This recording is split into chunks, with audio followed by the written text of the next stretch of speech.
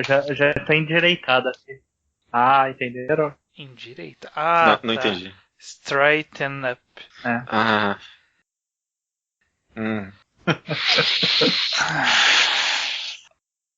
Olá, eu sou o Estranho. Eu sou o Judeu Ateu. Eu sou o Gustavo Bosch. E este é o Mangal ao Quadrado. Eu acho que você tem que colocar a piadinha do Bocha antes, pra todo mundo, tipo, sentir o mesmo desgosto que eu senti. Percebeu seu desgosto que demorou pra falar. Me atingiu dentro. Tive que Então. respirar bem.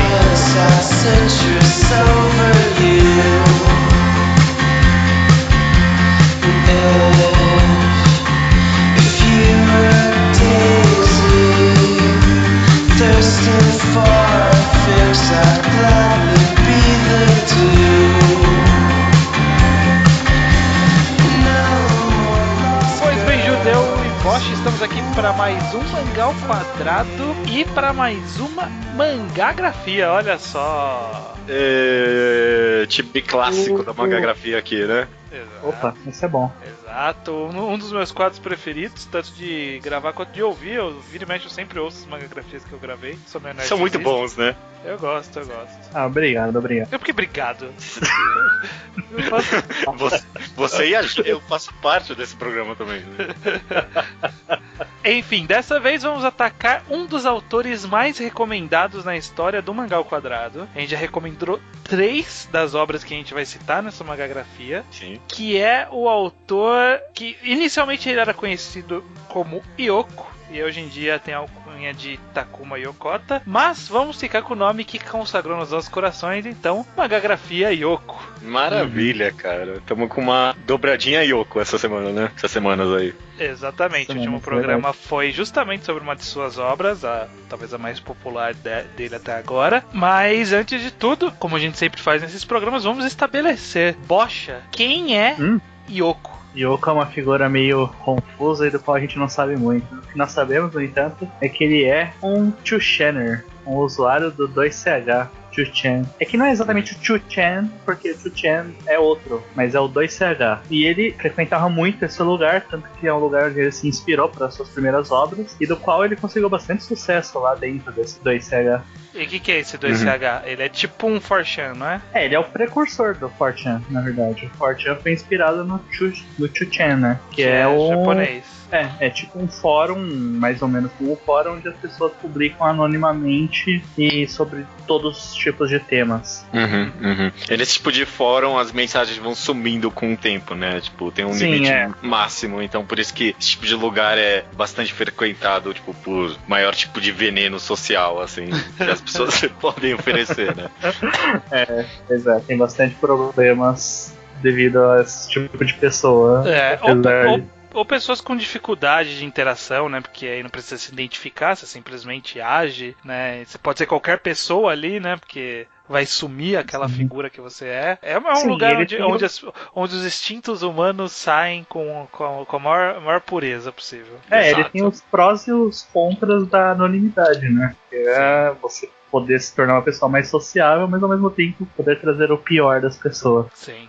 A gente sabe muito pouco do Yoko, né? Não tem entrevista dele, eu não achei nada, pelo menos. Suponho que vocês também não. A gente sabe que ele nasceu em 17 de abril de 1986, relativamente jovem, né? Quantos anos ele tem? Vocês têm 30 aí. 30 anos. Quando que ele faz aniversário? 17 de abril, caraca.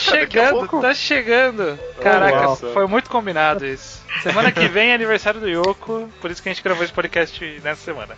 Parabéns, Yoko. Propositalmente. A gente não tem realmente muito como saber. Como todo mangaka a gente não sabe muito, o Yoko, principalmente como é um cara bem dos círculos obscuros, né, do ramo do mangá, a gente sabe realmente muito pouco dele. A gente conhece mais ele pelas obras e a gente consegue extrair algumas características dele pelas obras. Por exemplo, pra mim, de todos os mangakas que a gente já falou, o Yoko é o mais gente como a gente. É verdade. O Yoko é o cara que eu me vejo sentando num bar pra conversar com. Talvez, assim. Talvez sim, talvez não. Talvez ele é um pouquinho recluso social, eu não sei. É como se você não fosse pra bar com nenhum recluso social na sua vida, né? Tá certo. Olhando pra esse lado.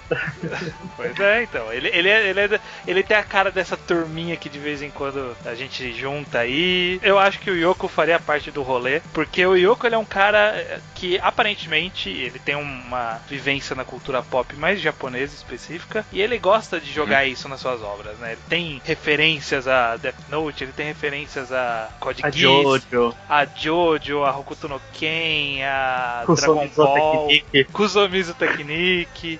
Ele tem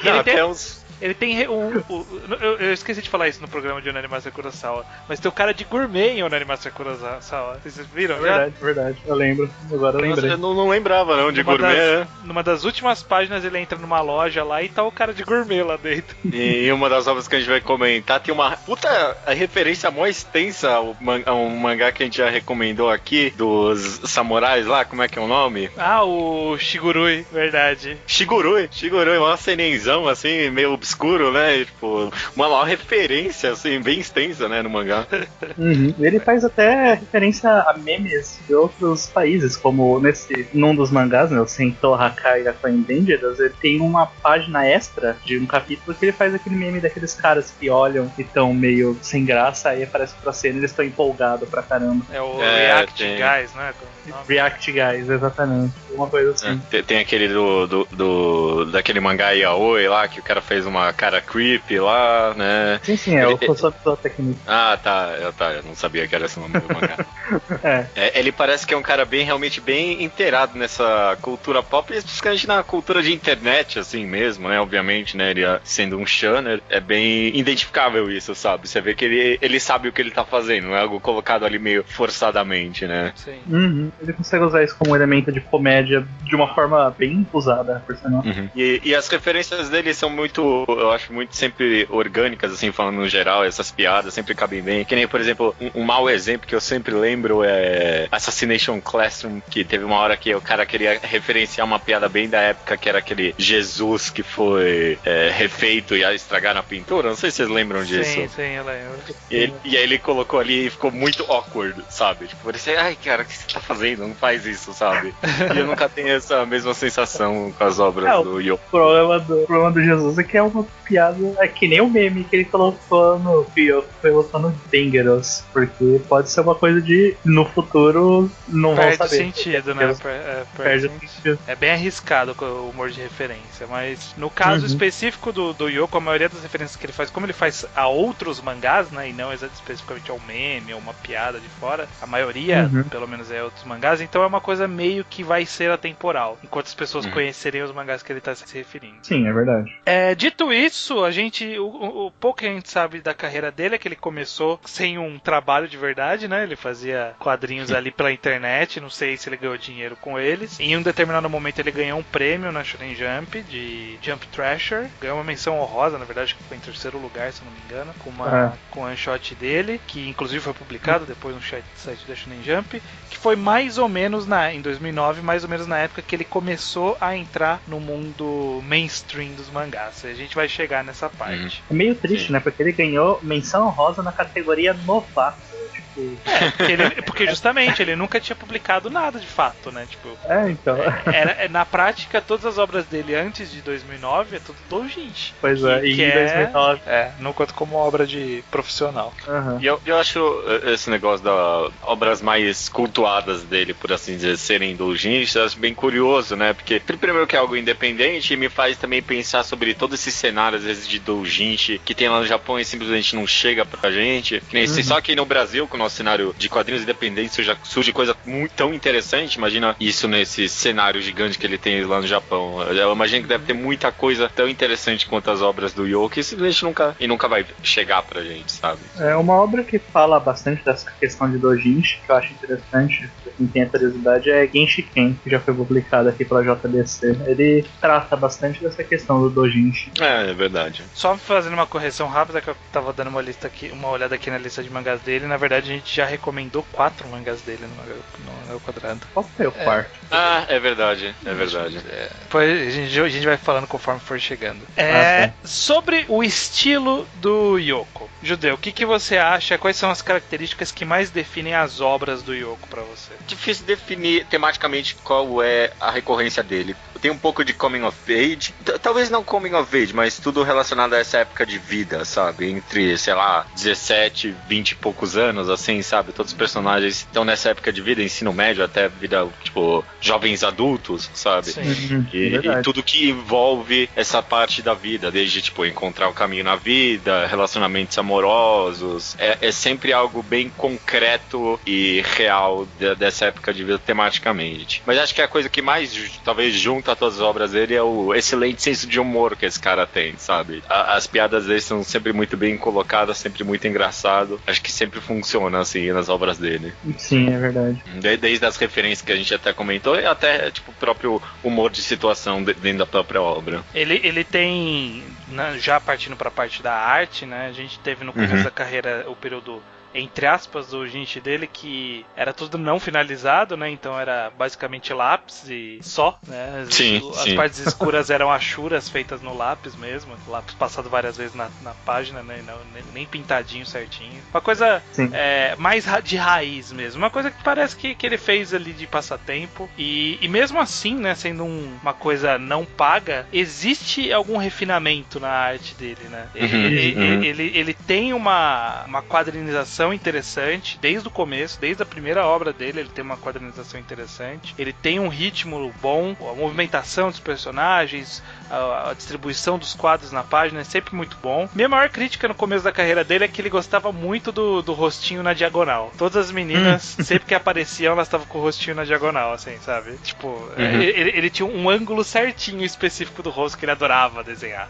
Eu acho que ele tem um pouco de problema, talvez, em character design de mulheres em geral, talvez. Todas as mulheres dele são um pouquinho parecidas demais. Os personagens homens ele consegue desenhar bem, vários, tipo, bem diferentes, cada um do outro, mas acho que no design das mulheres ele quer fazer todas muito bonitinhas e todas as bonitinhas acabam ficando um pouquinho parecidas demais. Ele tem uns olhos, né? Essas meninas, elas têm um olho muito característico, né, das obras deles, que tornam elas muito parecidas, né? Ele tem esse olho meio vazio, né? Como se fosse um olho branco, por assim dizer, que ele desenha na maioria das páginas. Sim. Eu acho que ele consegue fazer personagens femininas boas, assim, tipo, em questão de desenho. Elas são parecidas, ok, mas isso aí é simplesmente um problema que ele tá começando a querer desenvolver melhor. Pelo menos eu acho que com o tempo ele foi melhorando nisso.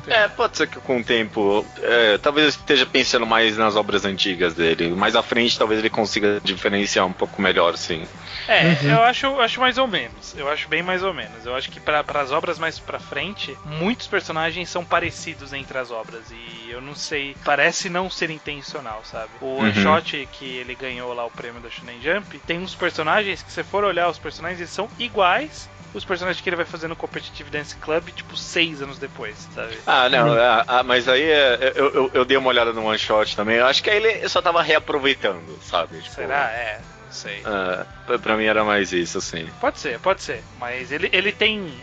não é muito divergente os character design. Talvez seja intencional, no sentido que são histórias mais próximas de uma realidade, talvez. Que ele sempre conta histórias muito pé no chão, né? Tirando um caso específico lá no meio que a gente vai falar. Todas as histórias dele são bem pé no chão. São bem calcadas em dramas do cotidiano, né? Da vida real. Não tem elementos sobrenaturais, nem nada que afeta os personagens. Então, são pessoas como a gente. Então, em teoria, são pessoas normais, né? Não tem como fugir muito, né? Dos character design.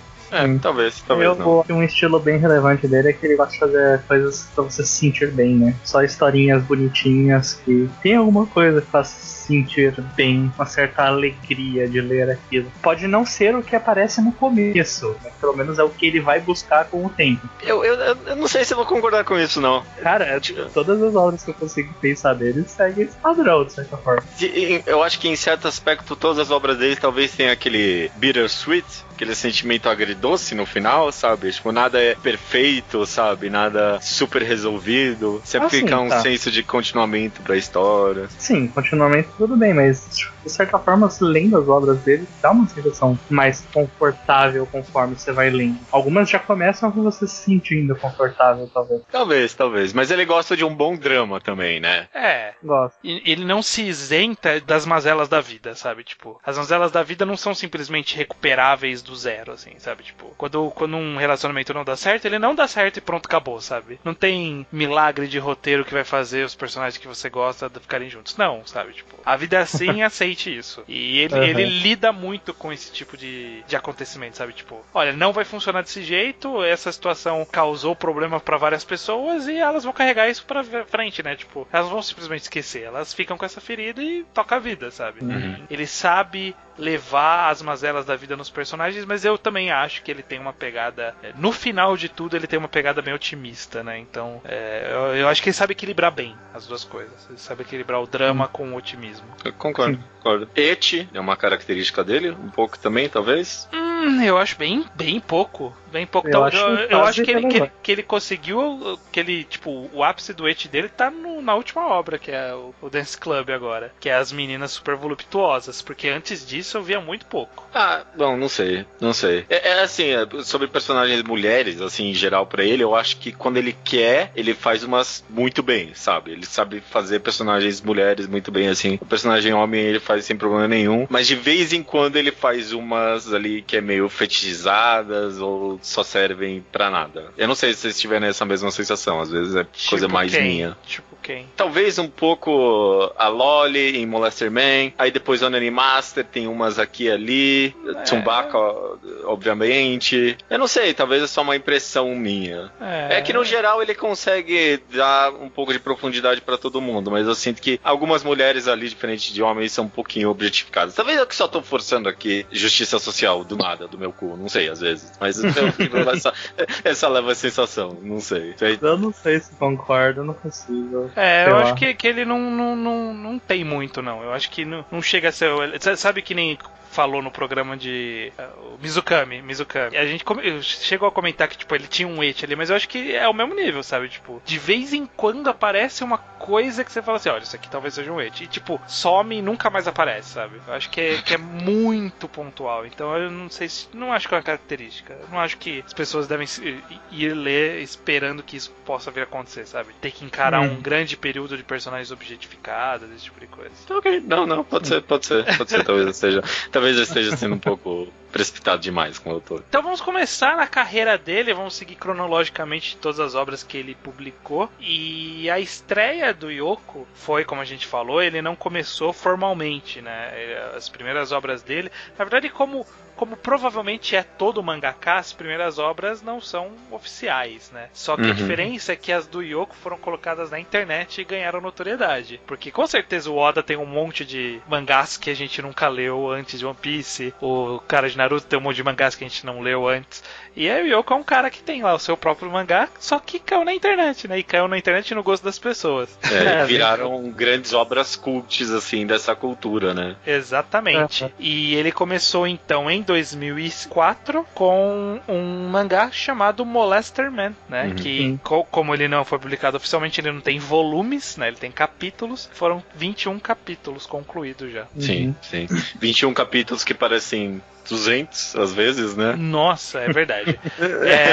A história, aparentemente, ela foi inspirada em uma thread desses 2CH, né? Não é 2chan, é 2CH? 2CH? 2CH. O 2CH, que é esse fórum aí, é um cara anônimo que postou acontecimentos da vida dele. Qual que foi o acontecimento da vida que o cara postou que resultou na história bocha? O cara tinha sido confundido com um molestador. Ele tava, por uma série de coincidências, ele meio que sem querer teve que seguir uma menina correndo, e aí a menina acusou ele de ser um stalker querendo molestar ela, né? E aí toda a história meio que desenvolve em volta desse desencontro, né? Sim, verdade. Esse desencontro vai mudar a vida de isolado social desse cara, né? Que era um cara que só trabalhava, estudava e ficava em casa na internet, no fórum.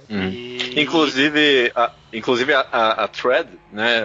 Todos os comentários que o autor se inspirou para fazer esse mangá foi traduzido também. Tem a tradução em inglês, no caso, né? Só de todas as threads. Mas você pode ler. É curioso. É chato, não é legal de ler. É meio chatinho. Lembrando que tá num fórum de internet, então a maioria das coisas pode ser ele exagerando. O interessante é que o mangá é bom, pelo menos. Não dá pra saber até onde essa história de fato é real, né? Ela é inspirada em relatos, são relatos, uma pessoa relatou isso, realmente uma pessoa relatou isso. Se aconteceu assim, fica pra julgamento individual, mas essa primeira história ele tem então esse estilo que a gente falou, né? Que é feito no lápis, né? Meio não finalizado, né? Meio feito tipo um amador no tempo livre. O cara tava em 2004, ele nasceu em 86, ele tava com 18 anos. 18 anos. 18 anos, então provavelmente tava ali procurando trabalho. Vou fazer meio período. Não sei. Então ele desenhava ali quando dava. Tem uma coisa interessante sobre esse mangá. O nome dele é Molester Man. Se você for pegar o nome em japonês, é Chikan Otoko. Sim. Há a possibilidade da história ter sido escrita principalmente por causa de Densha Otoko, Sim. que era uma obra que foi lançada na mesma época e também se tornou popular. Sim. Também baseado em fatos reais. Também baseado em fatos reais. Densha Otoko é aquele do que o nerd salva a menina no ônibus e aí eles têm um relacionamento. Eles começam a se encontrar, tá? Chikan, ele é tipo abusador e Otoko eu não sei o que é. É homem? É garoto, homem, né? Molester Man, o que você acha de Molester Man, Judeu? Eu gosto bastante. Não é uma obra perfeita. Sim. Como a primeira coisa que a gente comentou aqui é que 21 capítulos parecem 200, porque em vários momentos, tipo, é uma página com 20 quadros e todos os 20 quadros tem, tipo, uma parede de texto gigante, sabe? Sim. E é muito texto e às vezes cansa um pouco, mas eu acho que a obra se esforça tanto e consegue criar esses personagens muito carismáticos que você realmente quer acompanhar. E você lê, tipo, páginas e páginas de dois personagens trocando textos, porque eles são interessantes e a conversa é muito orgânica e real, sabe? Sim.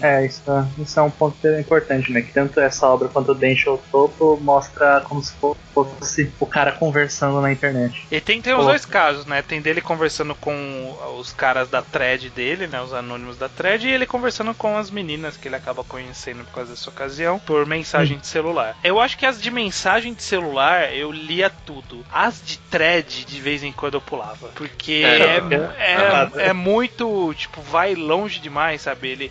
Eu acho que faltou um trabalho aí do Yoko de dar uma filtrada no que era relevante pra história ou não. Ela é bem crua, né? Uma história bem crua. Ele simplesmente pegou as ideias e falou, vou colocar lá porque é referência, o pessoal do fórum vai gostar e tal. Mas pra quem é de fora, é barriga, né? Tem muitas páginas que eu olhava assim por cima e falava assim, vamos ver pra onde tá indo essa página. Eu olhava meia dúzia de frases e falava assim, essa página não vai me levar a lugar nenhum, então bora pra próxima. Eu fiz isso várias vezes porque é pesado. Enquanto de vez em quando tem umas conversas que realmente eu lia tudo, né? A pessoa se engajava numa conversa tão natural ali, né? Tão que você via acontecendo de verdade aquela conversa, aqueles flertes de mensagens, né? Todo mundo conhece.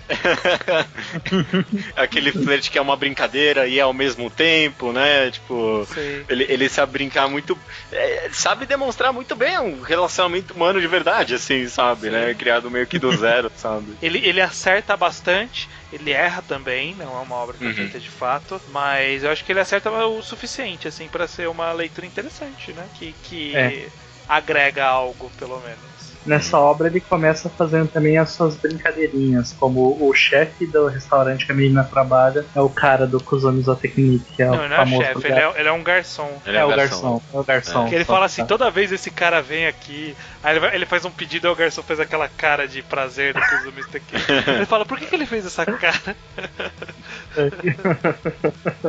Essa é a obra que mais tem piada e referência dele, com certeza, né? Quando as meninas chegam e ele tá de bermuda em casa, que aí, tipo, vira a página e tá, tipo, aparece o Trunks, assim, do Dragon Ball. Aí ele fala, eu estava vestindo apenas o filho do Vegeta.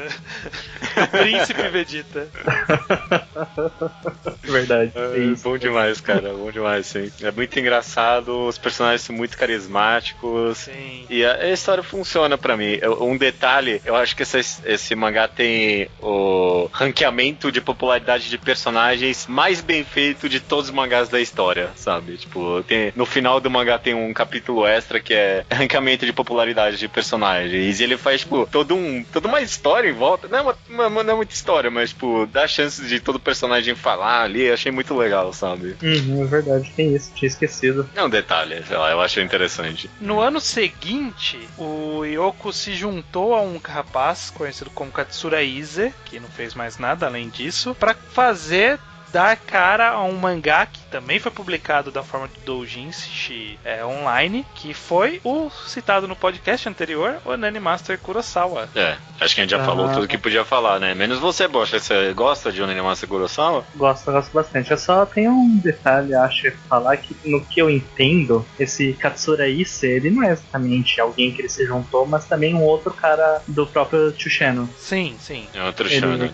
Que provavelmente publicou a história ou falou pro Yoko desenhar, tal, alguma coisa assim, não sei, não dá pra saber os detalhes. Mas é uma história boa, uma história bem boa. Vocês falaram bastante disso na semana passada. Eu não sei o que eu tenho pra acrescentar, mas é muito divertida, é inesperada. Ele faz umas coisas absurdas, como a própria temática do mangá ser absurda. Mas é inovador. E de alguma forma, apesar de ser escrito pelo Ize Katsura, parece que tem o feeling de uma história escrita pelo próprio Yoko, né? Tipo, parece. Tanto que talvez o nome dele talvez até ficou mais associado à história do que o próprio Katsura, né? Que não fez realmente nada depois. Ele fez, só pra constar, só corrigindo, ele fez uma obra que não tem scan, chamada Lash Man Healer, em 2014.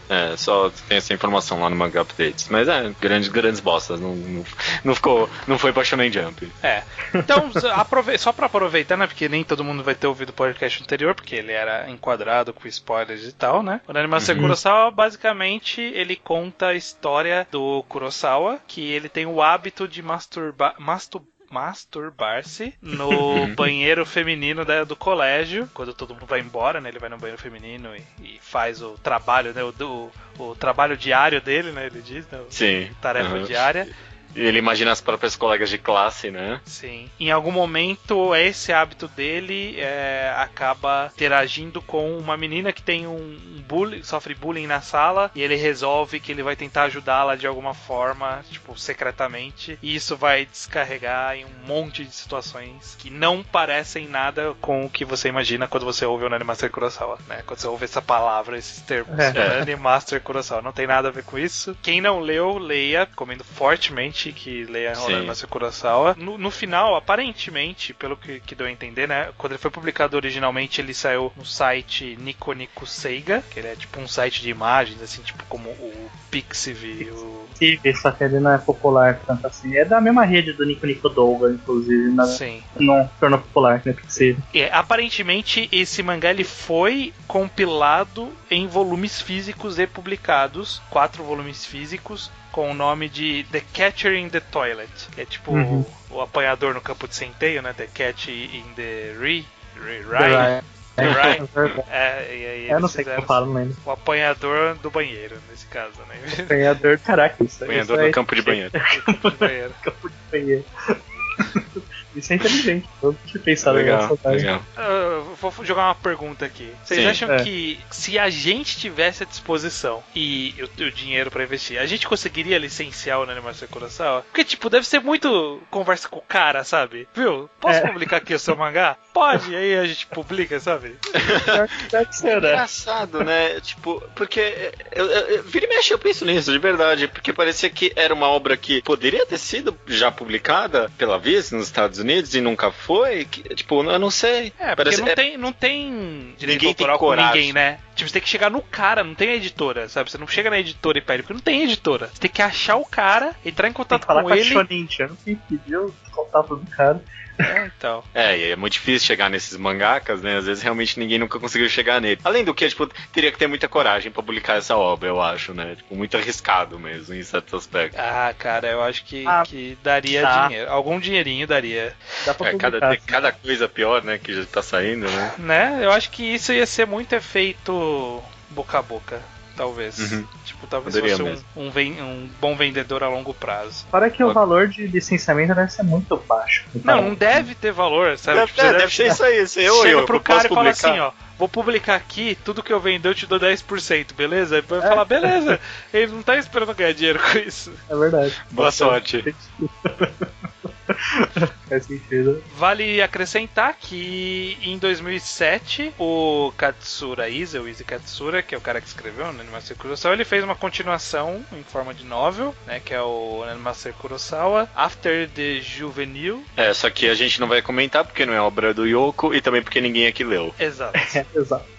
Porque não é preciso. E é uma novel mesmo. O cara realmente faz uma novel, é muito texto, é muita coisa. É uma light novel, né? Uma light novel. É um livro. É um livrinho. Mas fica então a promessa, editora ao quadrado, quando surgir, o Nanemaster Kurosawa, né? A gente só vai publicar esses negócios aí que não tem não tem custo. Nunca vai ter chance. A gente vai compilar Molester Man e fazer a Animação Coração. É que nem quando a gente entrar em contato pra pedir The Music of Mary, os caras vão falar assim, caraca, como que vocês ouviram falar desse mangá? Boca a boca, boca a boca. Ó, 2007, né, o Yoko ainda em sua fase amador, internetica, ele, e também aparentemente inspirado em uma thread do ECH, ele lançou um mangá que é mais ou menos um volume, o equivalente a um volume, mas também não foi compilado em volume de fato, chamado Tsumbaka. Sim. Tsumbaka. Basicamente ele conta a história do Boom ou Bom? Eu lia com Bom.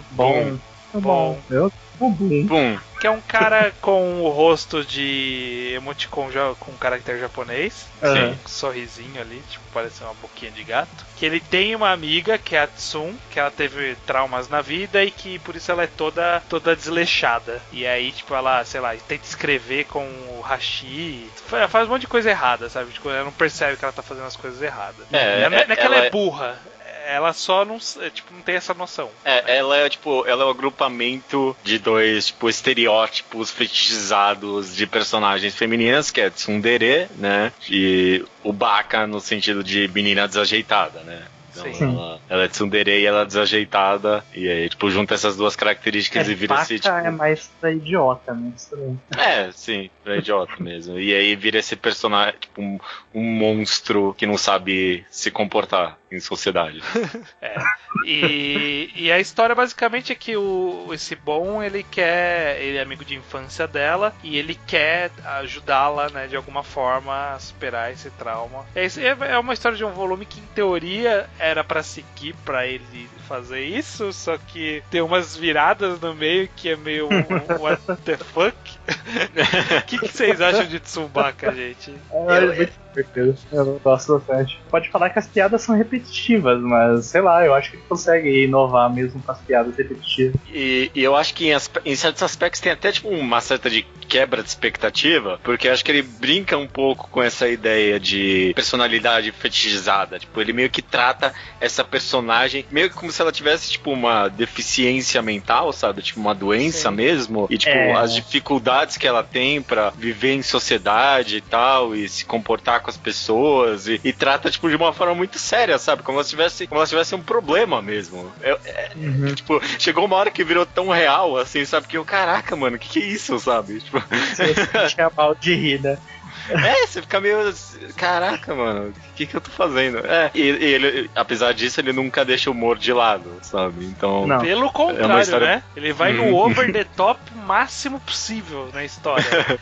Ele inverte as coisas e traz uns elementos que você fala, nossa, mas da onde tá saindo isso? Pra onde isso tá indo?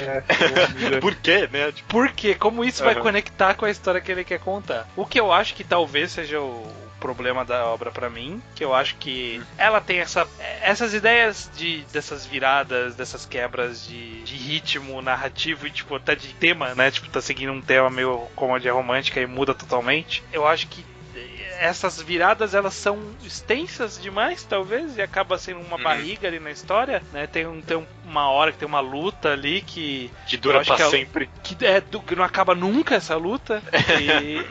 Então eu acho que... final?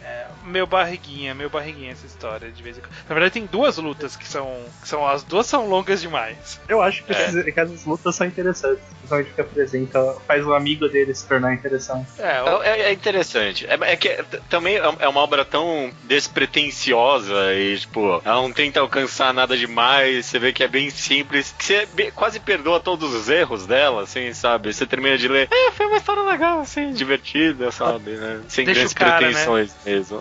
Deixa o cara. Fazer. Nessa obra, inclusive, ele traz o Stroheim no jogo. Ele traz Cyborg 009. Cyborg 009. É uma loucura essa história. E ele ainda está, né, na mesmo estilo de arte não finalizada, né? Só que 2007, né, que é o dele lançou de Tsubasa, em 2009 foi quando ele, em algum momento aí no meio, ele começou essa jornada dele de profissionalizar-se, né? Sim. Então ele lançou esse one shot mandou esse one shot pro concurso da Shonen Jump, ganhou lá o 3º lugar. É um one shot que ele faz com um autor que escreve, né? Ele só desenha. O cara que escreve, ele fez um outro one shot pra Shonen Jump que eu já li, que chamava Murahagani, que eu achava enfim. E esse one shot aí que o nome dele é Senka Nisako, Desabrochando-se na Guerra, que é basicamente um Battle Shonen com flores como arma. Setos gigantes e as armas são flores. Só que não é bem um Battle Shonen, é uma coisa meio escolar ali. Vocês chegaram a dar uma olhada? Não tem traduzido, né? Só tem a HAL. Só tem a HAL. Eu achei que talvez foi a arte mais interessante dele ali, pelo menos os efeitos mais loucos e mais experimentais que ele fez em qualquer outra história. Achei muito... queria um mangá só com essa arte aí dele, porque eu achei muito legal. Sim, queria ver pra onde ele iria se ele tivesse, né, seguido com esse mangá. Muito interessante, todos os efeitos monstros muito bem desenhados, muito refrescante ver ele com... Porque eu só peguei essa... Acho que foi o último mangá que eu li dele. Foi muito refrescante ver ele com essa arte e com os efeitos bem loucões, assim, sabe? Enfim, e aí ele lançou esse one shot. 2 anos depois ele lançou um one shot na Shonen Jump chamado Welcome to Competitive Dance Club, que foi um one shot muito aclamado. Tão aclamado que a Shonen Jump queria que ele publicasse. Só que ele tinha um contrato. Ele já tinha fechado um contrato com a Kodansha pra, em 2011, lançar o próximo mangá dele, de 8 volumes, chamado Sentou Hakai Gakuen Dangerous, né? Tipo a escola, como que é a tradução, Bosch? Você que é bom nisso? Seria a escola... Putz, agora eu esqueci. Você me confundiu, peraí. Dangerous é o nome da escola, do jeito que ele é usado. De destruição, né? Batalha de destruição, alguma coisa assim. Aqui em inglês a tradução no mangá deles ficou Battle Destruction School Dangerous. E Dangerous seria o nome da escola, mais ou menos, do jeito que é usado. Foi 8 volumes, publicado na Young Magazine, uma revista seinen mensal da Kodansha, né, da editora Kodansha, escrito por um outro cara chamado Kyosuke Kagami, que também não fez nenhum trabalho expressivo, além desse daí. Inclusive fez um spin-off desse mangá. E é o primeiro mangá que o Yoko se acredita como Takumi Yokota, né? Yokota Takuma. E sobre o que é essa história, Bocha? Conta a história... Bom, é difícil explicar. Basicamente tem uma escola que tem um monte de demônios, que são os Madins. São pessoas que têm poderes especiais porque eles passaram por algum momento na vida deles que eles se depararam com alguma coisa que despertou o poder deles. Aí essa escola foi criada para conter esse tipo de pessoa no mesmo lugar. E aí do nada começa uma batalha entre o clube estudantil, né, o conselho estudantil, e a gangue da escola, a gangue de malfeitores, assim, os Bancho lá. E só que no meio dessa treta um professor contrata estudantes transferidos para poder matar os dois grupos. E aí começa uma treta de 3 lados. É muita coisa que tem em 2 primeiros capítulos dessa história. Caraca, mano. Uma coisa que você não deixou claro na sua explicação é que isso é apresentado da pior forma possível. Não, horrível. Horrível. Olha, quase todos os mangakas que a gente já citou aqui, a gente falou que em algum momento ele se vendeu ali pra ganhar um dinheiro. Precisou. E esse é o momento do Yoko que ele... Cara, na verdade eu vou até trazer uma pergunta pra vocês. Eu não entendi se o objetivo era ser um absurdo meio que sarcástico, zoando esse estilo de mangá de delinquentes superpoderosos, ou se ele era de fato isso, sabe? Tipo, ele estava zoando isso ou ele era isso? Eu não consegui. Chegou tão próximo um do outro que eu não consegui distinguir. Eu acho que essa resposta é sim e não.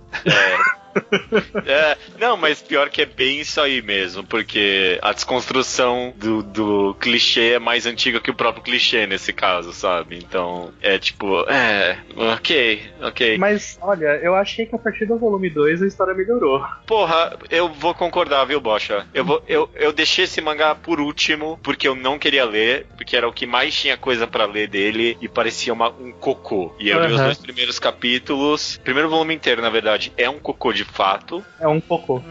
É um cocô. E aí fica um pouco interessante. Eu tô meio que gostando da história até que, não sei. Então, depois do segundo volume, ele acha um sentido pra história. Ele se acha um pouco ali, sim. Ainda é um pouco convoluto demais. Ele não se cansa de apresentar coisa. Eu li 3 volumes, tipo, começando o 4 e ainda ele tava só socando coisa assim na minha cara, sabe? Tipo, ó, isso aqui é novo. Isso aqui é novo, aqui ó, pra você, toma. E tipo, não terminava, sabe? De expor, tipo, novos plots, novos personagens, novos poderes, não termina, sabe? Mas no meio dessa confusão, algumas lutas são divertidas, sabe? Então, ele consegue achar alguma coisa a partir do segundo volume, pelo menos da impressão que eu tive. Não sei se você tem enxergado. Até no lixão nasce flor. Até no lixão nasce flor. E ele até que consegue, porque é óbvio a história. Você fala, porque o personagem, o Bancho, ele é um lixão e nasce uma flor dele. Então, é verdade. É bem isso mesmo. Mas enfim, né? A gente falou bastante de história, mas o que é Yoko aqui é só desenho, né? Como que vocês acham que tá a arte dele nesse caso aqui, né? Porque aqui ele virou profissional de verdade agora, né? Ele deve ter assistentes, né? Tem retículas nessa arte. Sim. As penas são pintadas. Não são só riscos. Não, eu gostei muito. É interessante como foge bastante do elemento dele, né? E ele conseguiu fazer muito bem mesmo assim, tipo, mesmo o cara não para de socar poder novo pra escrever, e o Yoko sempre consegue achar uma forma bem interessante visualmente de apresentar aqueles poderes, que nem eu tava lembrando de um cara que tem o poder dos olhos, ele tira os olhos da cavidade e meio que faz eles voarem, baterem nas pessoas. É muito louco, cara, e a apresentação visual do Yoko é muito interessante. Eu concordo, eu acho que os personagens conseguem ser bem interessantes, memoráveis, assim. Você consegue olhar pra eles e achar uma distinção. Ele não tá fazendo personagens muito iguais, tanto em design de roupa quanto em design no geral. Assim. E ele, tipo, liberou total em alguns designs mais abstratos e loucos, com as proporções meio malucas, que nem vai ter mais pra frente no Pinto, né, no mangá Pinto lá dele, Straining Up, só que aqui muito mais exagerado, é claro, todos os personagens, né? Sim. Mas uma impressão que dá é que não tem tanto a personalidade que ele construiu nas outras obras, nessa daqui. A arte, ela tá mais padrão, por assim dizer, nos character design. Não é alguma coisa tão longe do que alguém contratado pra desenhar faria, sabe? Eu não senti que ele tinha tanto input criativo. Eu acho que ele não tem tanto a cara do Yoko. Não olha pras personagens femininas e enxerga as mesmas personagens femininas que você tá acostumado. E nem acho que vai ser igual o que vem depois, inclusive. Eu acho que essa obra acaba destoando muito a arte de tudo, sabe? Do que veio antes e do que vem depois. Eu acho que é uma arte, eu não sei se ele tava se acostumando com o formato profissional, se de repente, tipo, agora que ele tinha assistente, provavelmente, né? Porque revista grande, algum assistente ele devia ter. Não sei se ele quis, sei lá, fazer uma arte mais aproveitável pelos assistentes, não sei se ele tava experimentando pra achar até onde ia a arte dele, não sei. Pode ser, é difícil dizer com exatidão. Eu não sei, a arte fica parecendo um pouquinho mais clichê, assim, tipo, eu consigo imaginar outras obras com essa mesma arte.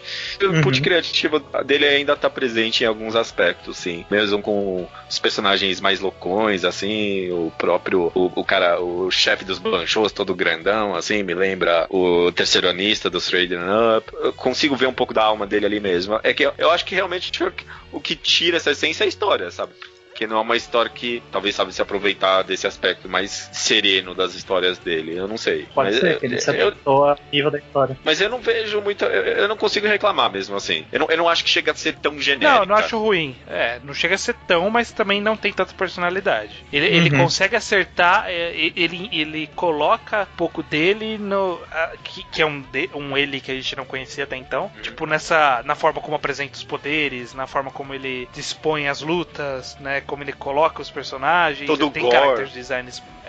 Tem character design um pouco melhor em comparação com as obras anteriores. Sim. Então... E talvez também, eu acho que talvez ele saiba moldar muito bem a arte dele. É porque a gente tem poucas obras pra poder experimentar isso e as primeiras são muito iguais à arte. Mas sei lá, o one shot anterior a esse é muito diferente dessa obra e o Stranding Up também é muito diferente dessas outras duas e todos são muito diferentes também de Molester Man, enfim. Então eu acho que talvez ele ainda esteja experimentando ou talvez ele saiba moldar pra história que tá sendo contada. Sim. Ou ele estava mudando, né? Eu acho que é uma cara que ele estava metamorfoseando-se. Sim, eu acho que tem bastante questão de uma certa evolução, mostrando a habilidade que ele tem de se adaptar à obra. Só que talvez um certo nervosismo de primeira obra, onde ele acha que precisava mostrar mais do que ele fazia com as obras dele antes, né? Que ele lançava por aí. Concordo.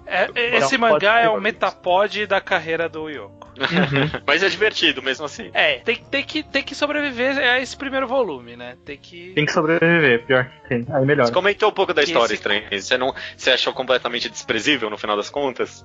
Não é que é completamente desprezível. É que ele ficou nesse limbo que ele é meio que um Kongo Bancho, o mangá Kongo Bancho, né? Do autor de Nanatsu. Ele é meio que. Só que ele não é tão absurdo quanto, parece que ele se leva mais a sério, e eu não tenho certeza se era pra se levar a sério ou se não era, ou se ele se levar a sério, sabe, tipo, foi um sarcasmo tão profundo que não dá pra detectar, ou ele realmente caiu meio que na mediocridade, sabe, tipo, aí como ele fica nesse borderline, eu não consigo desprezar ele totalmente, mas eu também não consigo gostar. Entendi. Enquanto ele lançava, então, né, o Sentou Hakai Gakuen Dangerous, ele, por ter, né, sido bem aclamado com o seu one shot Welcome to Competitive Dance Club na Shonen Jump tava ali namorando ele pra, lançar alguma coisa aqui pra gente. E aí ele lançou uma minissérie de 3 capítulos, né, semanalmente na Shonen Jump, chamado Koganeiro, que é uma dos mangás também recomendados aqui. Sim. Né, no Mangá ao Quadrado. Sim. Bocha, sobre o que é Koganeiro, desses 3 capítulozinhos de Koganeiro? 3 capítulos não é o suficiente, porque é muita coisa, mas é a história de um grupinho amigos de escola que estão meio que decidindo o que fazer da vida. Ele Koganeiro, é um coming of age. Sorriso. Um coming of age. Koganeiro é sorriso, né, se não me engano. Era Sorriso Dourado, uma coisa assim. Era verdade, um nome meio brega. Mas basicamente ele é realmente um coming of age, né? Tipo, esse período de indecisão. Só que ele é bem simplista, né? Ele não entra nos grandes problemas disso e como acarreta e leva a vida. É só tipo, olha, esse momento em que estamos vivendo, que temos que decidir o nosso futuro. Ele meio que só expõe que existe isso, né? Tipo, existe coming of age, sabe? Ele não expõe nenhuma solução ou nenhum problema real daquela situação. Só, tipo, pessoas passam por isso. O que é interessante, porque, né, Shonen Jump não é conhecida por coming of age. E o que eu acho interessante é que a Shonen Jump, com o tempo, ela foi, né, aumentando a idade a idade média das pessoas que leem a Shonen Jump. Sim. Então, talvez tenha sido uma obra bem pontual pra atacar um nicho pontual, sabe? Nesse momento em que a gente tá tendo alguns leitores mais velhos, a gente coloca aqui essa história identificável aqui, né? Não sei. Eu acho que foi focada. Porque são estudantes do ensino médio, né? Pessoas ali com 16 anos, 17, saindo. Sim. Mas em teoria o público da Shonen Jump é de 14 anos, né? Não é um pessoal que tá passando por isso ainda, né? Apesar de fato, a idade média ser 17, 18, né? Uma coisa assim. Mas é uma história bem diferente pra Shonen Jump, sim. Apesar de que hoje em dia você vê que ela tenta atacar cada vez mais coisa diferente, né? Mas ainda assim ela foca-se bastante no período escolar. Jovens garotos. Tipo, o fim do período escolar normalmente é abordado em final de obras, sabe? Tipo, e nem tanto como o coming of age em si, mas como um período de despedida, encerramento de mangá, esse tipo de coisa. Mas eu tenho muito o que falar, Koganeiro ele é bem curtinho, mas eu gosto de Koganeiro. Eu gosto de Koganeiro. Eu gosto. há um questionamento relevante. O que leva a Shonen Jump a querer 3 capítulos de uma obra? Pra preencher buraco, né? Obviamente, é um ponto. Porque eles queriam muito Yoko, pelo jeito. Eu tenho a impressão que eles, tipo, quiseram experimentar mais Yoko, sabe? Tipo... Eu acho que, na verdade, o que aconteceu, eles falaram assim, olha, esse seu mangá de dança, a galera curtiu muito. Então a gente quer que você lance ele. Ele falou, não dá. Não dá, tô trabalhando aqui nesse mangá mais toque de caixa aqui, tô ganhando dinheiro. Já assinei contrato aqui, 8 volumes. Então, pode ser uma minissérie? Pode ser, aí ele fez isso daí. Poderia ter sido mais, né? Poderia ter sido uma quantidade de capítulos suficiente pra fechar um volume, né? Porque... Sim. Nunca fechou um volume. Não, eu acho que se fechasse um volume seria mais interessante, inclusive. Pô, 5 capítulozinhos, um volume fechado, dá pra licenciar pro país. Brasil. E essa obra nunca vai vir pra lugar nem. Não vai ser nada, porque é comprido demais pra um Yoko Temple Show, né? Um compilado de one-shots, porque ia ocupar o espaço de 3 one-shots e também é curta demais pra fechar um volume. Então nunca vai ser publicado esse mangá, né? Nunca. Nada. Ele pode juntar com o próximo e lançar um compilado dos dois. Só se for um compilado de 2 mangás. Pode lançar um extra aí só pra finalizar. Pode ser, de repente. E, enfim, depois desse namoro com a Shonen Jump, ele continuou namorando-a no ano seguinte, 2013, lançando um mangá que não temos tradução, então não temos o que falar, que é chamado Natsuto Mikoshi Tokyodai Kaiju. Que aparentemente era de robô gigante e kaijus e monstros, né? Sim. Que foram 4 capítulos na Jump Live, que é aquela plataforma online da Shonen Jump, né? Tipo uma revista digital da Shonen Jump. Não tem o que falar, né? Não tem o que falar, porque a gente não sabe nada. A gente só tem uma imagem do mangá e outras imagens que você sai procurando aqui e ali. Parece ser legal. Eu queria ler. Parece. Pior que pela imagem dá pra ver que o traço é interessante. Mas não dá pra falar mais nada que isso, não. Mas o que dá pra falar é que o namoro com a Shonen Jump foi tanto que a Shonen Jump... Eu me espantei com essa situação, porque a Shonen Jump esperou 4 anos entre o one shot do cara e a serialização. A Shonen Jump esperou, não foi ele que esperou. Porque ele terminou de trabalhar, né? Ele terminou o mangá dele lá que ele tava sendo pago pra fazer. E aí ele voltou e falou assim, ó, lembra daquele one shot de 4 anos atrás? Vamos lançar ele agora? E a Shonen Jump falou, vem que eu tô quente. E foi uma enorme surpresa, né? Apesar de ter dado essas piscadinhas, foi muito surpreendente, né? Ele ter sido publicado na Jump, né? Esse autor que a gente, apesar dele ter feito Koganura, a gente conhecia ele mais por essas obras mais obscuras, né? E tal. Foi muita torcida pra ele continuar sendo publicado. O cara saiu de Molester Man, de Onani Masekurosawa, teve uma carreira que o levou a, hoje em dia, publicar Setsuji wo Pinto Shikako Kyogi Densibu Eiyokuso, ou o nome em inglês, simplificando, Straighten Up, Welcome to Shikahai Competitive Dance Club. Competitive Dance Club, eles podiam ter trabalhado melhor esse nome. Não, péssimo nome. A gente apelidou aqui de Pinto somente. Eu chamo de Dancebu porque são nomes muito feios. Dancebu. Eu vou continuar chamando de Pinto, e se alguém durante esse podcast fizer piada com Pinto, essa pessoa é um babaca. Você tá fazendo de certa forma, mas vai lá. Tudo bem. Pelo que eu entendi o nome da história, ele pega, né, o nome do one shot, que é Shikako Kyogi Dansebu Yokoso, e ele adiciona uma espécie de um subtítulo? Não bem um subtítulo, porque precede, uma interjeição. Né? Que é o Setsuji wo Pin, tipo, sim direite. E aí o to é indicativo de e, é uma adição à frase. Então sim direite e bem-vindo ao colégio blá blá blá. Ao clube de dança do colégio Chica. Isso. Que ele está ainda em publicação na Shonen Jump, está tendo um sucesso de público, pelo menos de votação na revista, aceitável, né? Tá bem colocado. Parece que as vendas não andam tão bem, mas irrelevante nesse ponto pra gente. Judeu, sobre o que é Welcome to Competitive Dance Club. Conta a história desse personagem, qual era o nome dele mesmo? Aí você me pegou. Conta a história de um garoto que acabou de entrar. Tsuchiya. Como? Masaharu Tsuchiya. Tsuchiya. Puta, não, esquece, eu não vou pronunciar isso. Conta a história desse garoto que acabou de entrar no primeiro ano do ensino médio, ele tá procurando um clube, e aí é o clube de dança competitiva da escola. Ele vê os caras se apresentando, e todos os garotos vão lá, porque tem uma menina vestida sexualmente, né, vestida com uma roupa bem erótica, por assim dizer. E todos... O cara fala, venham pra cá que vocês conseguem passar a mão em garotas. Exato. Aí todo mundo vai pra lá e vê que não é exatamente isso, e acaba fugindo, e ele não consegue fugir, e meio que acaba se apaixonando pelo clube, conta toda a história dele e de uma outra menina que também entrou pro clube de dança competitiva da escola, né? Que vai ser o par dele, né? Isso, exato. E conta uma história assim, bem pé no chão, sabe? É meio que uma mistura de mangá de esporte com algo meio slice of life, talvez.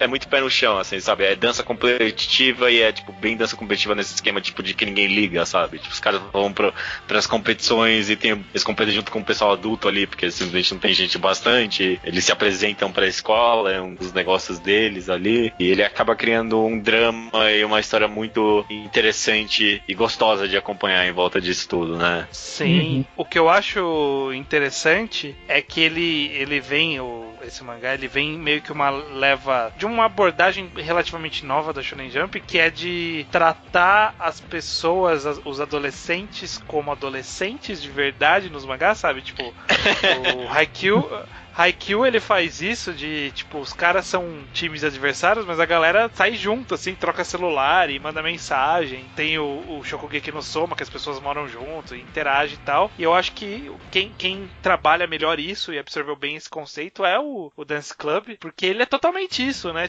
A gente tá aqui por causa do clube, mas a gente também tá ficando amigo aqui, sabe? Tipo, a gente tá se conhecendo, a gente tá vendo como interagir um com o outro, a gente conhece gente de fora, sabe? É bem interessante nesse sentido. Os protagonistas são dançarinos que nunca tiveram contato com isso antes. Sim. Exato. E o protagonista, ele é uma pessoa de verdade, você sente, sabe? Tipo, ele é um pouquinho caricato às vezes nas atitudes dele, mas ele é todo constrangido e não consegue falar direito com as pessoas, e ele vai segurar na menina ali, tipo, não sabe, não consegue, sabe? Tipo... Tem vergonha por causa uma coisa japonesa, inclusive. E humana, eu acho também. Eu acho que na realidade me colocasse nessa situação ia ficar muito constrangido, sabe? Caraca, meu. A menina tem os problemas dela em relação à roupa. Exato. É tudo muito real, todos os personagens são reais, essa situação é muito real mesmo. Acho que você tocou exatamente no grande ponto, talvez positivo do mangá, estranho. E no geral, ele só é muito gostoso de ler, sabe? Você sempre termina com um sorriso, né? Com certeza. Sim. Além de tudo, ele ainda traz um pouco da velha comédia dele. Tipo, os garotos vão lá para fazer a dança das garotas, só que aí quem recebe eles é o presidente. E aí o presidente é a coisa mais caricata do mundo e afasta todo mundo. Tá cara musculoso, gigante, assim, né? E assusta todo mundo. É bem engraçado mesmo, eu gosto, sim. E é engraçado, né, como... Eu quero falar que é a obra que mais lembra as obras iniciais dele, tipo Molester Man e Union Master, mas ao mesmo tempo é tão diferente, né, dessas duas obras, que pareciam que tinha um drama muito mais pesado, assim, sabe? Tipo, e as pessoas eram muito mais adultas mesmo, né? E aqui ele consegue abordar isso de uma forma tão mais leve, tão mais honesta, talvez, por assim dizer. Eu concordo. Mesmo os problemas, ele não traz de uma forma muito pesada. Tirando a garota, eu acho que ele não fez com que os problemas pesassem tanto na história. Você não sente tanto. E ao mesmo tempo ele consegue dar bastante ênfase a vários personagens. Que nem o gordinho, e ele, quando ele era magro, ele tinha problema. Aí ele engordou pra poder conseguir se sentir melhor. E dança pra caramba. E até a menina, sei lá, por exemplo, que tem uma hora lá que ela chora, sabe? Tipo, não parece tão forçado, sabe? Ela é uma criança, ela tá numa situação de estresse muito grande, assim, sabe? Parece algo meio real, sabe? Com certeza. Sim. Eu também tenho essa sensação. Ele ele meio que retorna às raízes, mas ele evoluiu dessas raízes. E aí ele achou um outro tom, um novo tom que ele tá querendo abordar. É o mesmo tom mais ou menos que ele chegou de Koganero, ele resolveu seguir esse mesmo tom de história, né? Um pouco mais, tem drama, mas é um pouco mais pra cima. É legal ver o Yoko atacando desse outro jeito, porque ele consegue também, né? Ele consegue fazer funcionar todos os lados. Ele já conseguia nas primeiras histórias, né? Quando a gente tinha esses momentos mais slice of life em Molester Man, no Animaster Kurosawa. Ele já acertava, e agora que ele resolveu focar o mangá nisso, ele continua acertando, né? Pois é. Ele continua acertando. Você vê que no final das contas ele fez tanta coisa diferente no final das contas, né? Analisando toda essa mangagrafia dele, você percebe que no final das contas as obras que ele trabalhou são bem diferentes uma das outras, né? Sim. Eu acho que uma coisa interessante que ele traz na obra é também o movimento, porque as danças são muito bem feitas. Parece que os personagens estão se movimentando em cenas paradas. Ele dá uma sensação de fluidez forte nessas cenas de dança. É muito gostoso de ver os personagens dançando. É muito bom mesmo, né? Ele faz aquele efeito de que repete a imagem, né, deles dançando como se fosse frame por frame, sabe? Você sente o movimento. Ainda bem só que não tem som nesse mangá, né? Porque uma música que ele colocou ali foi The One Direction, né? Lembra disso? Sim, verdade. Datou ali, porque logo... Ninguém vai lembrar. E era a música do Nissin Orfari, ainda pra cima. Adaptando o podcast, Bosch. Desculpa. A gente passou aqui então, a carreira do Yoko, uma carreira não tão extensa, mas sem dúvida bem interessante. Sem dúvidas. Nossa tradição de mangagrafia é concluir falando o que achou da carreira da pessoa de forma geral, qual é a sua obra preferida e qual é a obra que você considera que é a melhor obra dele. Então vamos começar com o Bocha, por favor. O que você acha de Yoko, sua carreira, seu mangá preferido e o melhor mangá do Yoko? Eu acho que a carreira dele é bem Pokémon. Ele tá sempre evoluindo.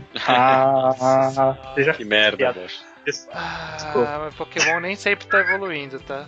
Ele tá. Então, aí eu acho que... Bom, é difícil falar carreira, porque em tese a carreira dele em si começou com Dangerous, né? Já com Dangerous. Mas, tratando-se de tudo que a gente conhece dele de obras, ele tem muita coisa interessante, ele gosta de inovar. Apesar de já existirem outras obras de dança, eu acho que elas não são a mesma coisa que isso. Porque esse mangá, ele tem um feeling muito diferente da maioria das coisas que eu já li. Os personagens principais, eles gostam de dançar, e parece que ele desenha gostando que os personagens gostem de dançar. É uma coisa engraçada, mas você sente como se ele estivesse gostando de fazer os personagens dançar. Então é como se fosse um títere, ele tá brincando com seus bonequinhos. É como eu me sinto lendo as obras dele. Ele sabe que ele tá mexendo com seus bonecos pra fazê-los fazer as coisas, apesar de a gente ter pouca coisa que é realmente dele, escrito por ele. A gente começou a ter, principalmente com o Roganeiro, a gente começou a ver que ele consegue ter uma ideia perfeita do que ele vai fazer com os personagens. E o fato dele fazer as coisas serem feel good, se você se sentir bem, só adiciona a isso. A melhor obra dele e a minha favorita tem que ser Pinto, porque não dá pra falar de outra obra, assim, né? Eu acho que essa é a obra que ele tá superando em tudo que ele já fez. Nossa, curioso a escolha aí, Bocha. Ok. Eu não consigo pensar em outra obra. Tipo, o Animaster Kurosawa é muito bom, o Lester Man é muito bom, mas eu acho que Pinto, ele tá indo além do que ele já fez. Não. Respeita a escolha. Não faz muito sentido, sim. Obrigado. Beleza. Judeu, você. Sobre a carreira do Yoko, eu acho que realmente foi uma análise muito legal, assim, ler todas as obras cronologicamente e ver a evolução. E não é só a evolução, que nem Pokémon, tem muita metamorfose, assim, principalmente depois de Dangerous, teve aquele One Shot, depois teve Dangerous, e depois teve Koganeira, e depois Stranding Up, sabe? Ele foi indo pra cada canto diferente. Eu achei que foi muito interessante ver como é que ele se adapta pra cada tipo de obra que ele quer criar ou que pelo menos quer trabalhar em cima. Eu acho que é um autor muito interessante. Único, com certeza, é uma boa palavra para descrever ele e as suas obras, principalmente talvez Stranding Up, né, o Pinto. É uma obra muito única, muito diferente. Eu realmente não vejo nada parecido com isso, principalmente as mais antigas, tipo Molester Man e Onani Masters. Obras muito únicas e que realmente demonstram que ele tem um estilo e algo para contar. E acho que talvez a coisa que eu mais gosto nele, no final das contas, são os personagens mesmo, sabe? Eu acho que todos os personagens que ele cria, principalmente os protagonistas, são muito identificáveis, muito carismáticos e dá vontade de acompanhar eles, sabe? Mesmo quando os caras são meio podres e desprezíveis por dentro, que nem Molester Man, o cara, tipo, é detestável, sabe? Ele não é uma boa pessoa, e nunca foi e nunca é, sabe?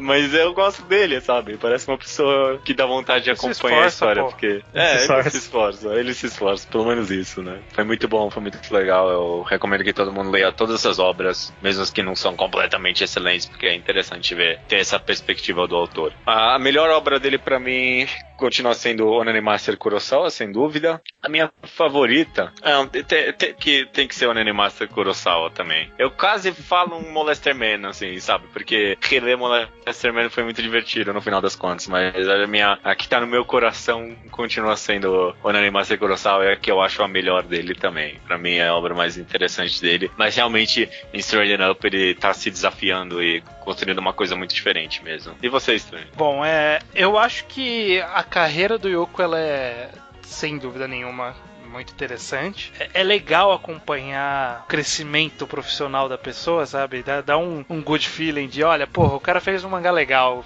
merece estar ganhando dinheiro na Shonen Jump. Até que ele deve estar trabalhando pra caralho, se fudendo, não conseguindo dormir.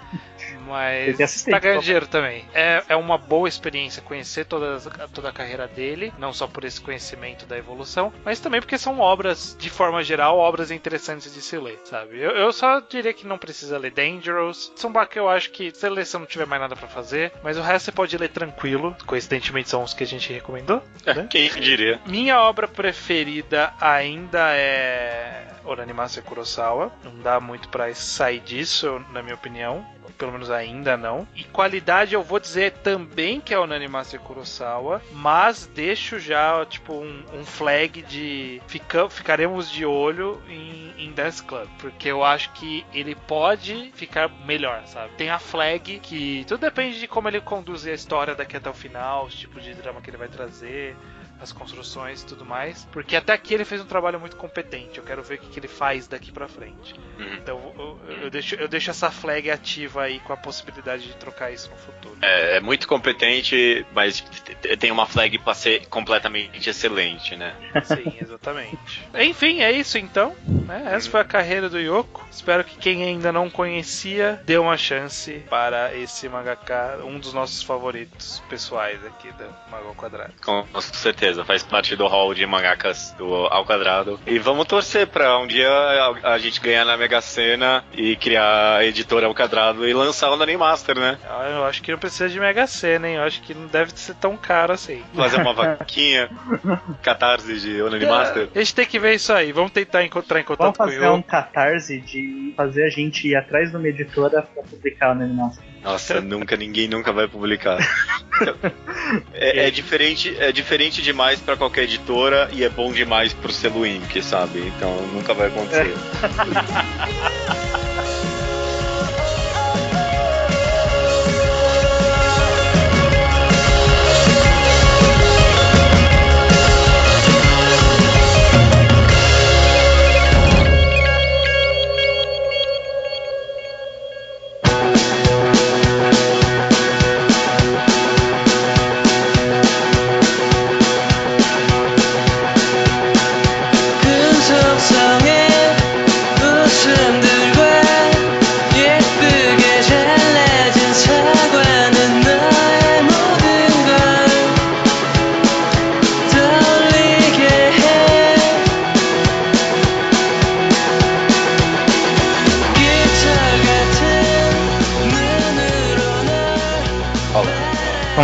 Quadrado número 169, Onanimaster Kurosawa. Os e-mails que chegam no contato@alquadrado.do, além de nos ver os comentários no blog alquadrado.do. Você pode enviar qualquer tipo de comentário, sugestão de pauta, opinião sobre episódios passados. Também pode enviar a sua opinião sobre obras que a gente recomendou e você está lendo agora, que é o que a gente faz na sessão a seguir, que é a Slowpoke Report. Começando aqui já, então, eu vou mandando direto.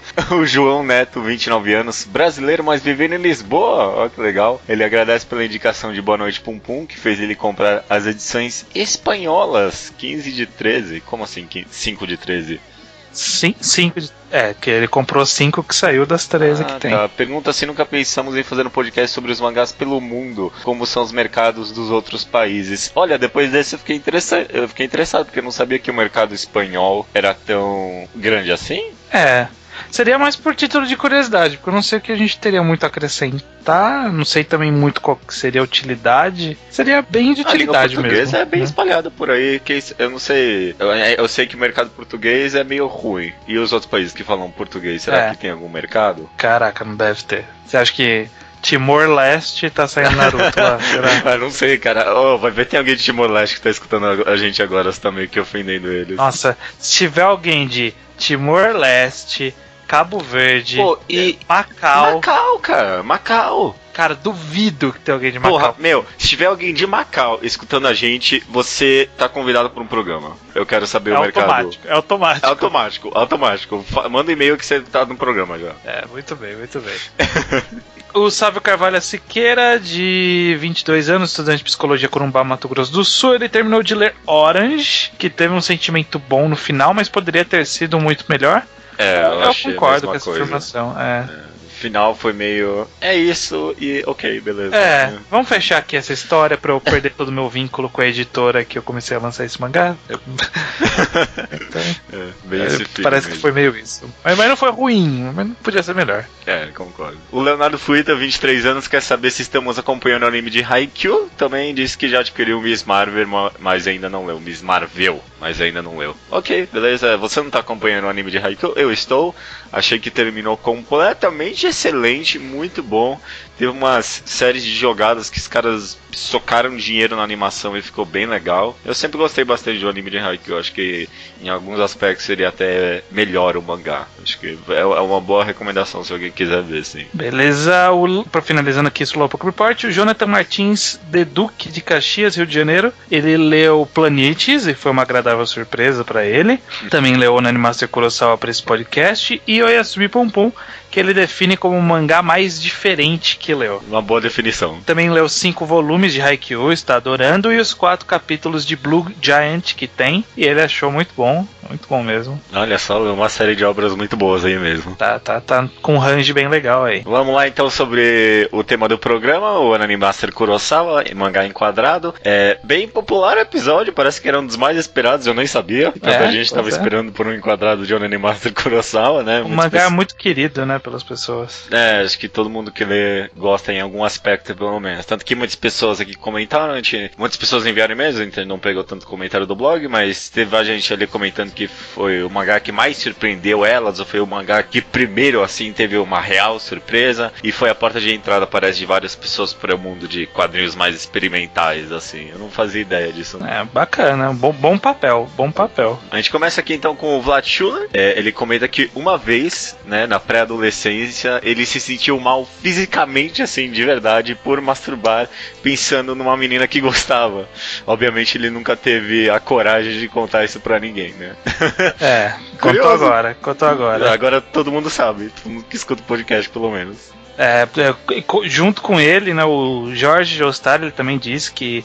Ele não disse de vomitar, né, mas ele falou que sentir nojo de se masturbar-se pra pessoa que gosta é bem comum, e falou que aconteceu com ele, com amigos dele que ele conversou na época. O Danilo Lange também mandou um e-mail falando que também teve uma experiência parecida, então...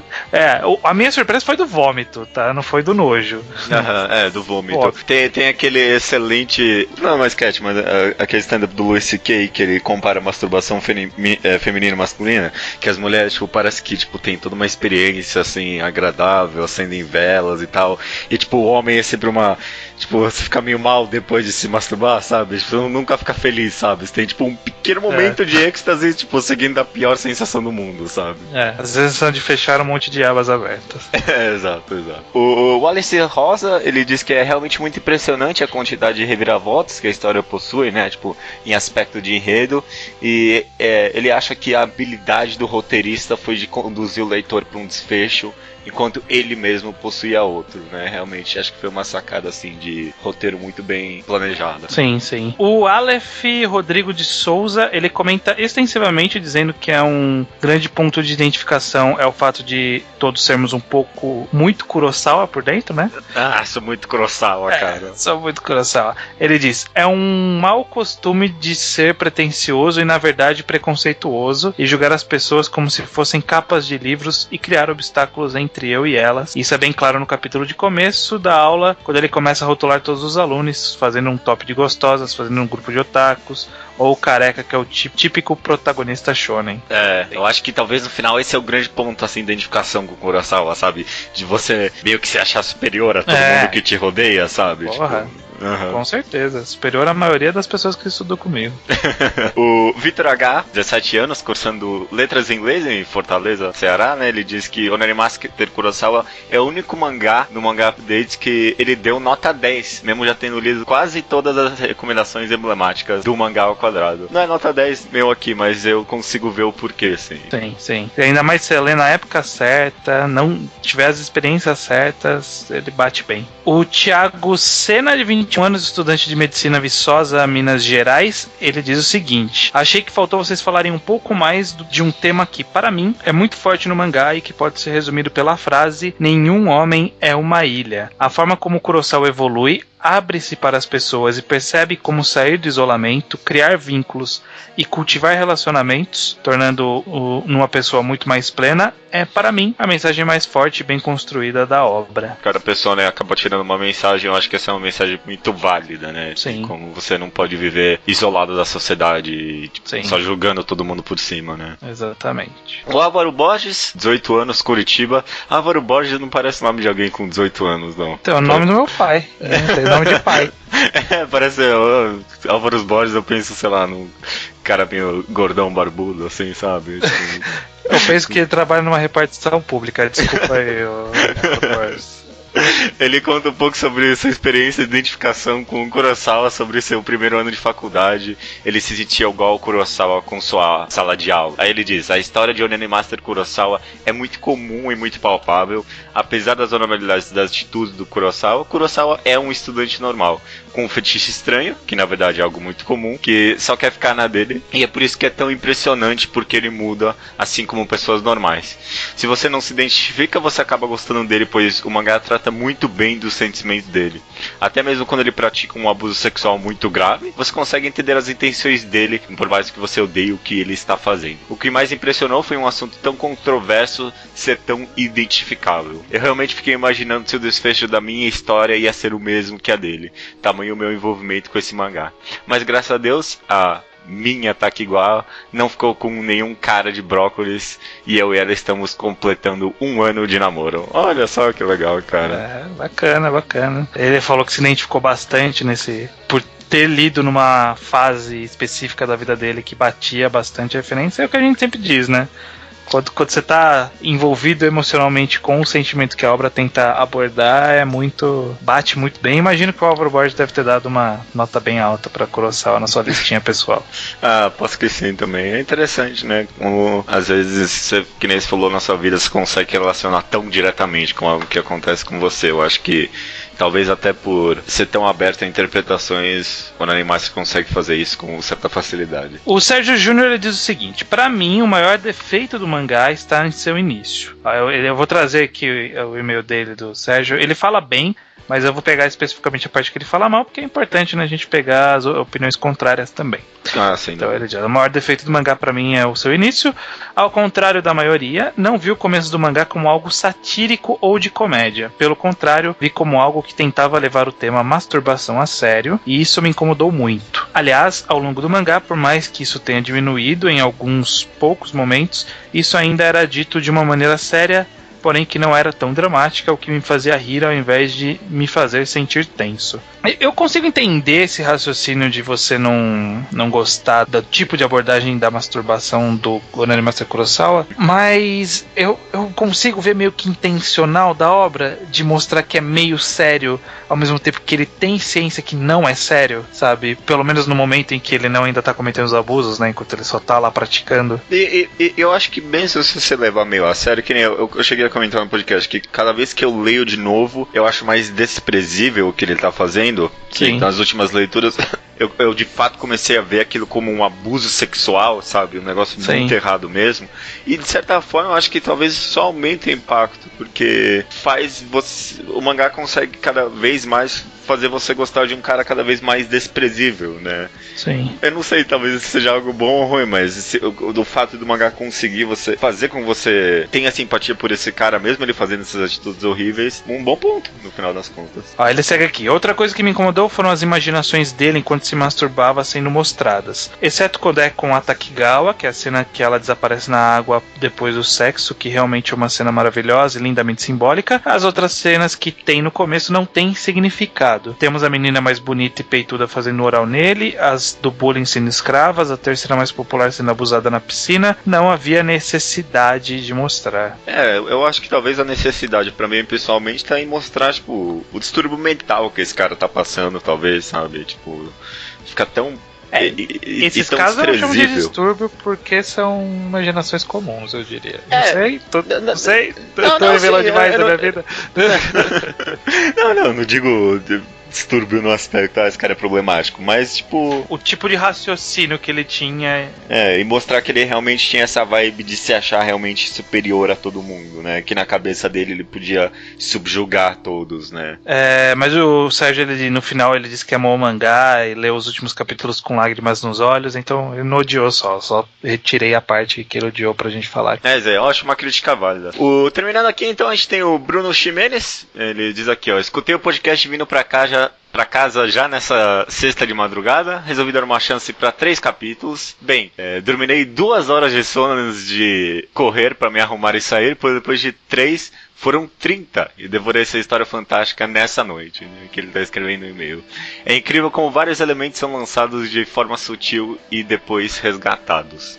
Orani Masaru Kurosawa é muito profundo e trabalha bem seus personagens. Você vê, às vezes descrito, às vezes sutil, os fatores que levaram às personalidades dos personagens e como eles evoluem. Mesmo quem não gosta de romances, se apaixona pelo casal do couve-flor e da garota do cabelo preso solto.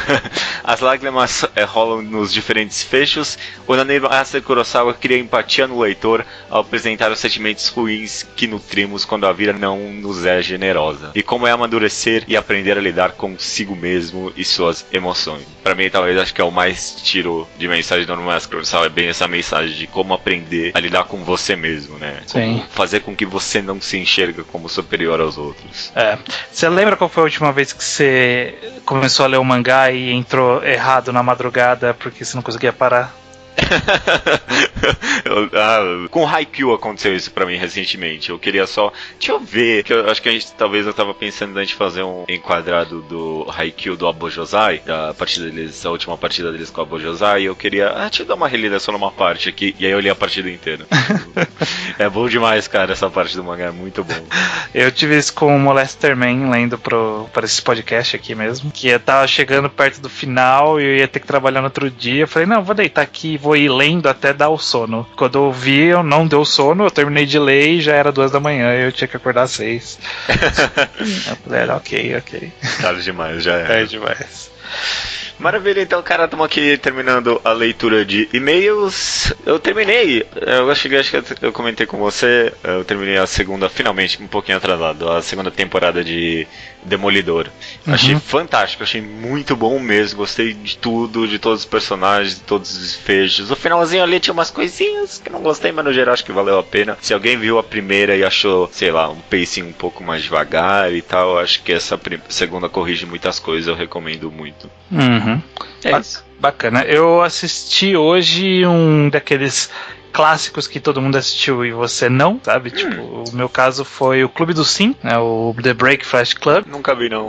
Eu gostei. Eu acho que eu gostaria mais se eu tivesse visto numa época que todo mundo viu. Mas eu tenho bastante ressalva quanto ao filme. Eu queria encontrar pessoas que gostaram muito pra conversar sobre, porque eu não sei se... Ou eu não vi direito, ou tinha algumas coisas que ficaram muito estranhas na história, mas ok. Às vezes tá precisando de um... Every Frame a Painting, assim, pra você gostar mais do filme. Talvez.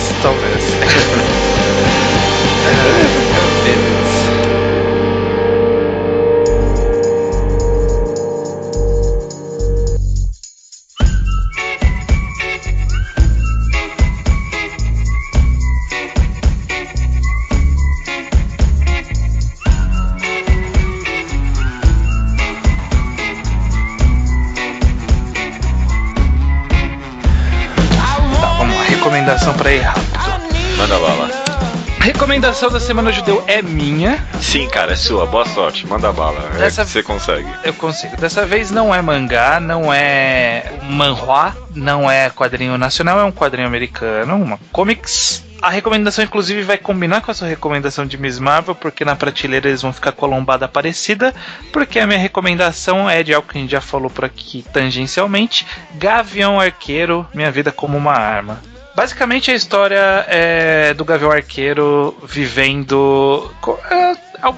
são algumas histórias curtas do Gavião Arqueiro, basicamente.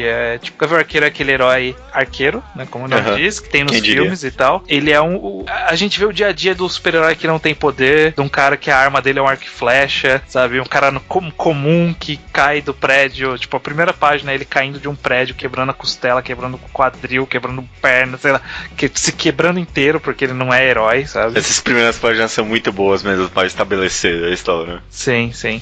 É assim, como em termos de enredo e de próprio, sei lá, evolução do universo Marvel, não é relevante, mas o que ele é relevante é como ele é feito. A grande graça tá na forma como o Fraction, né, o Matt Fraction, que é o cara que escreve, e o Aja, né, o desenhista que quadrinizou, como eles optaram por contar essa história do Gavião Arqueiro, que é uma quadrinização fantástica, uma arte diferentona, né, do padrão Marvel, né, e é uma coisa quase como, sei lá, eu diria que é um indie desenhando um quadrinho mainstream, sabe? Tem um feeling bem independente mesmo, sim, concordo. Tem uma cara que, assim, eu conseguiria ver, sei lá, os irmãos Ba quadrinizando algo, o Ba e Moon, né, quadrinizando algo similar, sabe?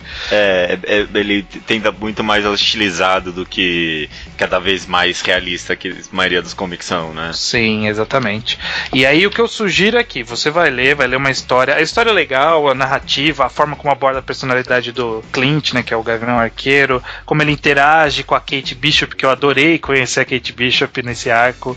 Ela foi muito irônica e sarcástica com ele. Muito bom mesmo. Mais pra frente ainda, quando tiver próximos volumes saindo no Brasil, vai ver que tem um arco próprio dela que é muito bom. E assim, a graça que eu sugiro preste atenção, além da história, preste atenção nos quadros. Como esses caras dispõem os quadros, como eles contam narrativamente os acontecimentos, assim, é fenomenal, fenomenal. As transições, os ângulos, a passagem de tempo, como ele dá foco pra algo, como ele não dá foco pra algo, cara, é muito bom, é muito bom. Esse é o maior mérito e é o que acho que dá pra qualquer um tirar, né, dessa história, toda essa quadrinização, essas abordagens interessantes. Concordo, cara, eu ia falar justamente isso. Eu gostei muito do design de tudo, da escola de estilo e principalmente realmente da quadrinização. Tem várias cenas de descompressão muito interessantes, assim. Sim. E todo o posicionamento do quadro é muito bom mesmo. Eu recomendo fortemente esse encadernado que saiu aí, ele é bem legal e fica bem bonito na prateleira também. Sim, só dou um adendo que eu não entendi por que fizeram isso, não sei se é no Brasil ou nos Estados Unidos também já era assim, mas eles colocaram uma história dos Jovens Vingadores no final que não combina em nada com o clima do volume. Aliás, faz você gostar mais da arte, né, porque ele tem uma arte meio, tipo, clichêzona de quadrinhos no final, genérica demais. Aí você, caraca, ainda bem que eles estilizaram mesmo, que é bem melhor. Pra mim podia ter arrancado essas páginas e ia ser um volume melhor. Menos coisa, né? Teria sido melhor, exatamente. Mas todo o resto é muito bom. Maravilha, cara. Então fica a recomendação, Gavião Arqueiro, Minha Vida como uma Arma. Maravilha, cara. Até semana que vem, então. Até semana que vem.